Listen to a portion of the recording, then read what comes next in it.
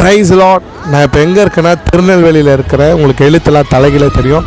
திருநெல்வேலினாலே நம்மளுக்கு அல்வா தாங்க ரொம்ப ஃபேமஸ், தெரியாத ஆளே கிடையாது. அதுபோல் பாளையங்கோட்டை என்ற பகுதியில் சாரா காலேஜ், சாரா ஹையர் செகண்டரி ஸ்கூல், சாரா டீச்சர் ட்ரைனிங் அப்படின்ட்டு ரொம்ப புகழ்பெற்ற ஒரு ஹல்லேலூயா இன்ஸ்டியூட் இருக்குதுங்க.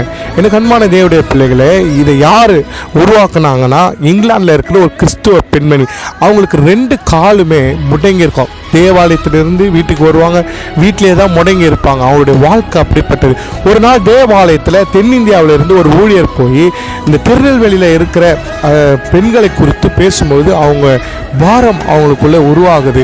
என்ன அப்படின்னா, படிக்கிற ஒவ்வொரு பெண்களையும் கேவலமாக நினைக்கிற அந்த காலகட்டத்தில் அப்படிப்பட்ட ஒரு ஒரு ஒரு காரியத்தை அவங்க ஊழியர் பேசும்போது அவங்க பாரப்பட்டு வீட்டில் வந்து அழுகுறாங்க ஆண்டவர்கிட்ட. ஆண்டவரே, எப்படியாவது திருநெல்வேலியில் இருக்கிற பெண்களை நீங்கள் தொடுங்க, அவங்களுக்கு கல்வி எப்படியாவது போக வேண்டும் என்று ஆண்டவரிடத்தில் ஜெபிக்கிறார்கள். எனக்கு அன்பான தேவனுடைய பிள்ளைகளே, அவங்க ஜெபிக்கும் பொழுது ஆண்டவர் அந்த ஜெபத்தை கேட்டார். அல்லேலூயா.